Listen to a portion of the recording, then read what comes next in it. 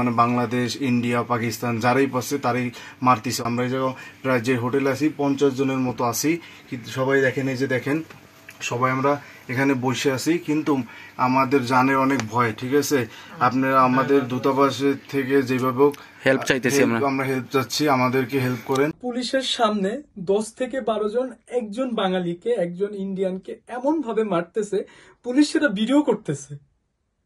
আমরা কোথায় যাব, কার কাছে অভিযোগ করব? আমাদের অভিযোগের কোনো রাস্তা নেই, আমাদের এম্বাসি নেই এখানে। আমরা এম্বাসিতে যাব, ইন্ডিয়ান এম্বাসি ইন্ডিয়ান লোকদেরকে সহযোগিতার হাত বাড়া দিছে, হটলাইন নাম্বার দিছে। পাকিস্তান এম্বাসি তাদের হটলাইন নাম্বার দিছে কথা বলার জন্য। আমরা কার কাছে যাব? আমাদের অবস্থাটা এখন সবচাইতে বেশি খারাপ, কারণ হচ্ছে যে এখানে আমরা 1000+ স্টুডেন্ট আছি বিভিন্ন ইউনিভার্সিটিতে, যারা এখন আমরা গৃহবন্দী অবস্থায় আছি। আমাদের ফুড ক্রাইসিস চলছে এবং আমরা জানি না আমরা সামনে কি করব। প্লাস অন্য দিক থেকে পাকিস্তানি এবং ইন্ডিয়ান স্টুডেন্ট যারা আছে তাদের এখানে দূতাবাস আছে, তাদের সরকারিভাবে বিভিন্ন পদক্ষেপ নেওয়া হচ্ছে, তাদেরকে এখান থেকে দ্রুত ইভ্যাকুয়েট করার ব্যবস্থা করা হচ্ছে।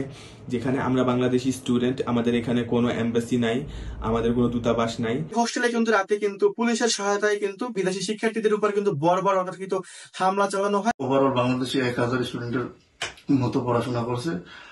অনেকেই এখনো কি অবস্থায় আছে সবার সাথে যোগাযোগ হয় না। তো আমি নিজের কথা বলছি যে আমি ইনসিকিউর ফিল করছি, আমি রুম থেকে বের হতে পারছি না। এমনও হচ্ছে যে যারা লোকাল আছে কিরগিজস্তানে, তারা ডরমিটরিতে এবং অ্যাপার্টমেন্টে গিয়ে মানুষদের হত্যা করছে বা হুমকি ধামকি দিয়েছে বা ইনজুরি করছে, এরকম অনেক খবর বের হচ্ছে। লোকালরা আমাদের ফরেনারের উপর হঠাৎ করে আক্রমণ শুরু করে।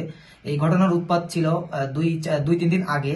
মিশরীয় কিছু স্টুডেন্ট আর এই লোকাল এদের সাথে সংঘর্ষ হওয়ার পর ওরা সেই ভিডিওটা অনলাইনে ভাইরাল করার পর তারা আমাদের উপর ক্ষিপ্ত হয়ে হঠাৎ করে গতকাল রাত আনুমানিক 9:30টার পর থেকেই আমাদের উপর, আমরা যারা ফরেনার স্টুডেন্ট আছি, ইন্ডিয়ান, পাকিস্তান, বাংলাদেশ এবং আরো অন্য দেশের যেসব স্টুডেন্টরা আছি, এদেরকে যেখানে যে অবস্থায় পাচ্ছে সেই অবস্থায় আমাদেরকে রুম থেকে, বাইরে থেকে এবং ডরমোটরি বা যেসব ফ্ল্যাট বা বাসাবাড়ি আছে, হোস্টেল আছে, এখান থেকে তুলে নিয়ে যায় বিধুম আকারে মারধর, তারপরে শারীরিক মানসিক নির্যাতন করতেছে আমাদের উপর। খুব শোচনীয় অবস্থা চলতেছে বর্তমানে এখানকার। কিরগিজস্তান যারা অধ্যয়নরত আছে, মেডিকেল স্টুডেন্ট প্লাস যারা হচ্ছে কর্মরত আছে ওয়ার্কার, তাদের অবস্থা খুবই খারাপ। আমরা কিরগিজস্তান প্রবাসী, আমরা কিরগিজস্তান আসছিলাম।